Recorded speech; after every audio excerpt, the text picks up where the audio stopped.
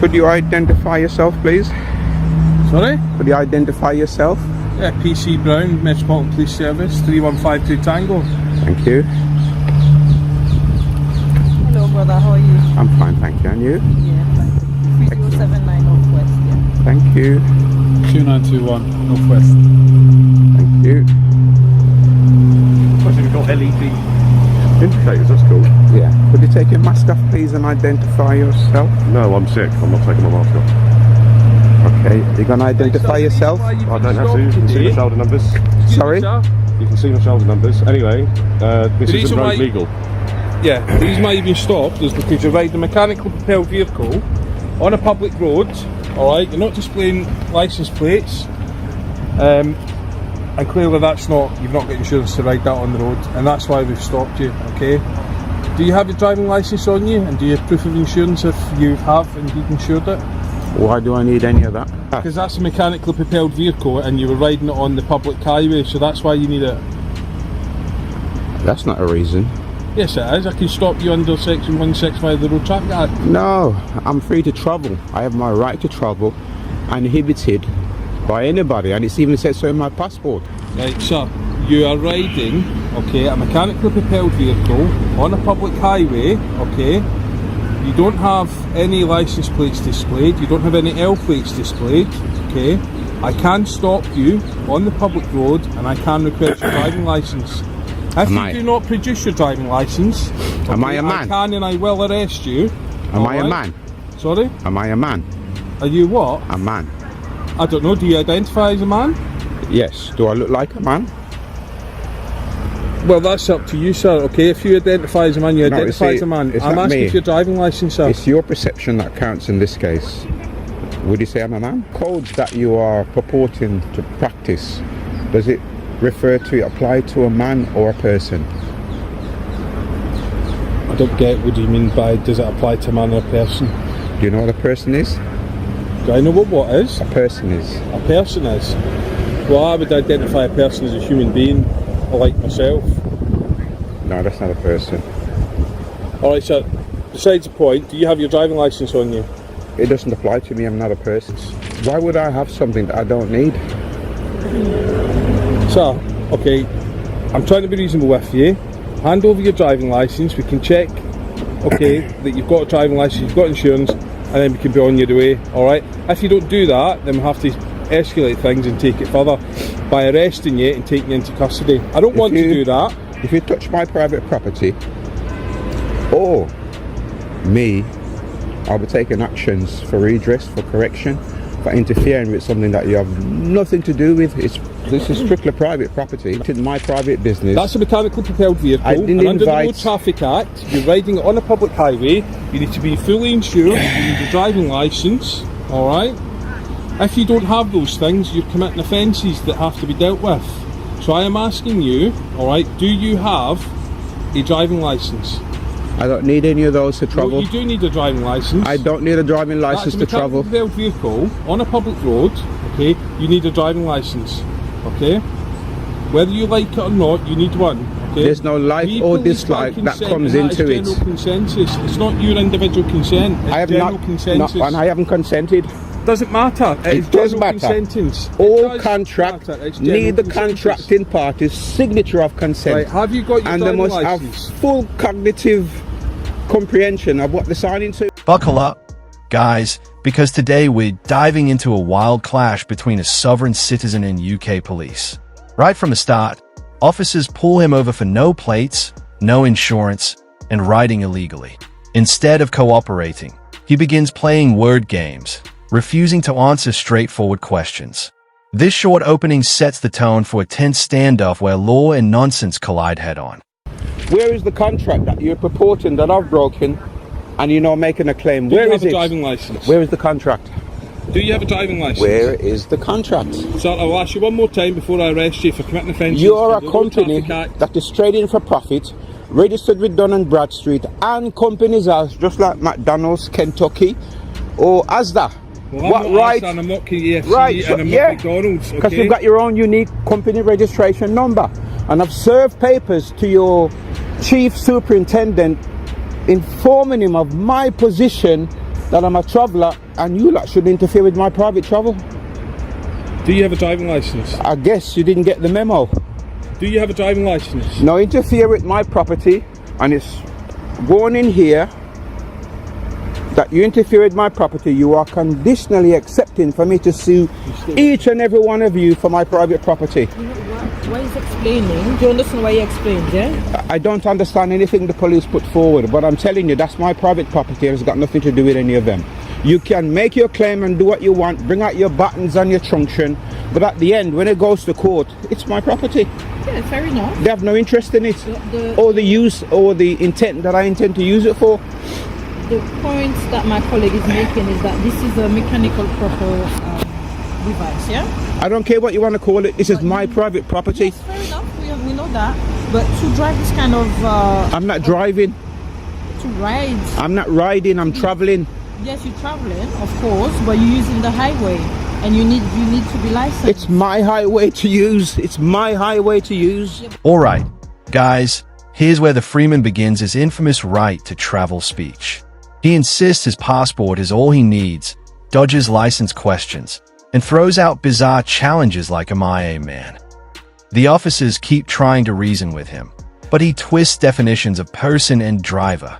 This is the moment where the argument truly spirals, and you can sense the officer's patience running thin. Regulation for that. No, the people who give the regulation, I give them authority. Oh, they can use it. Not them come and tell me. You've got it the wrong way around. I know what you're talking about. I've seen what you're talking about. But the fact of the matter is that the law says that when you... It's not a law, it's codes, it's practices. Only God made law, and law are infallible, you can't change them. The laws of nature, you can't change that. What goes up must come down. But you now, you can make your local rules and regulation, which can be changed at any time. That's not a law, that's a code. Yeah. If you're going to Kentucky, they've got their local rules and regulation. You're going to McDonald's. I understand what you as another organization, you've got your... I'm not a member of your organization. I've never signed up to your organization. Anything you purport to do, it's got nothing to do with me unless I invite you. Yeah, but we're here to police the country, and London more precisely. And it says, our regulation says, to be using the road, and when you're using a mechanical propelled vehicle, you need to be licensed. No, not me. A person needs to be licensed. A person is a corporation. So what are you? I'm a man created by God. The only authority above me is God. Now the Freeman turns the heat up, warning the officers they'll face lawsuits if they touch his bike. He launches into sovereign contract law, declaring he never agreed to any system and likening the police to McDonald's selling burgers for profit. The officers stay calm but make it clear arrest is on the table. The tension climbs as his bizarre theories hit the wall of real-world consequences. My God, you cannot be the same I thing. know exactly what you're talking about. I've read and I understand what you're talking about. Okay. The fact of the matter is, you know, make things easy. That's the law. Listen. Do you have a driver's license? Listen, I've got no driving license to give you. Okay. I've got no insurance to give you. I don't need them. I'm a private traveller. I take responsibility for my action. If I cause any harm, injury or loss, and it's reported, and I'm responsible, I'll take care of it. Now, has anyone reported my causing them harm, injury or loss since this morning? I do not know. Okay, has anyone indicated that I've caused any problems? I don't So why are you interfering with my travel? Because we have certain laws and directives to follow, and that's why we stop you. Which applies to persons. You look in all your codes, it never says a man or a woman. It's always a person this and a person that. And I've served papers and all your officials to let them know I'm not a person, I'm a living man. What reply did you get from these people? They consented that I'm a living man. Okay. And I've got the paperwork in my house to prove it. Do you have it downloaded on your phone or something? It's not downloaded, it's files that I've sent out to all these people and to the chief inspectors and the police and the courts, the treasury, the Queen, the DVLA, all of them have sent these paperwork. And what have they said? They've consented that they've got no... Here the Freeman doubles down, insisting he's just a traveler, not a driver, and that the highways belong to him. He rejects UK law outright, claiming codes and statutes aren't real laws, only God's law applies. The officers, unfazed, remind him that using a public highway means following regulations. This is the heart of the clash, his fantasy beliefs against the hard reality of the law.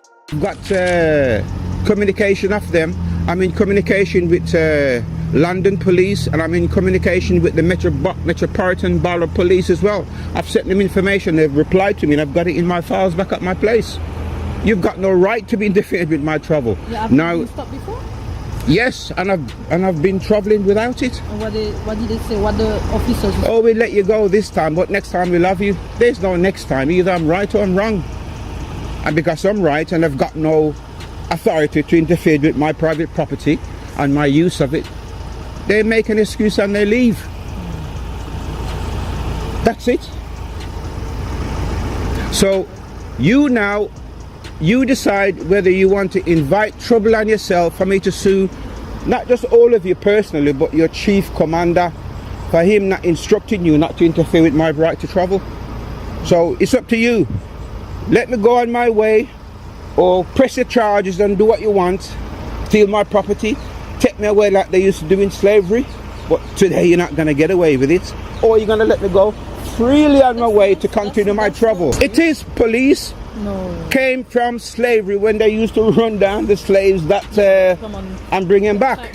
You are here on a corporate trip to suppress men and women and steal money from them on the guise of there's a regulation. And who made your regulation? What's it got to do with me? You can make as much as you want. I ain't paying a penny.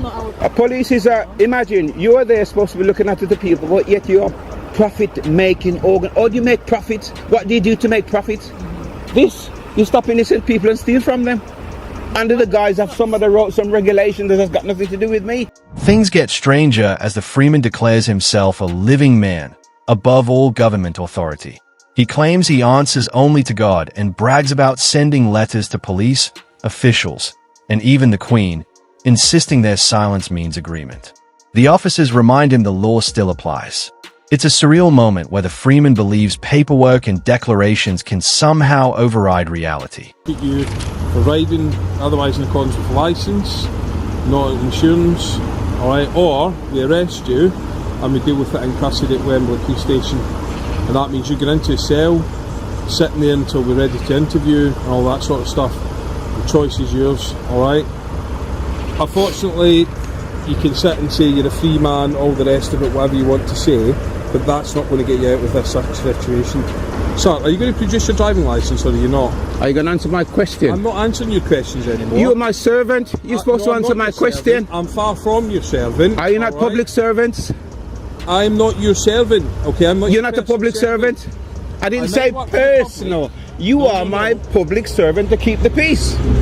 Right, are you going to produce your driving licence or not? I got no driving licence to give you. Do you need any of the keys off of you? Yes, I need all of them. Which ones would you like to take?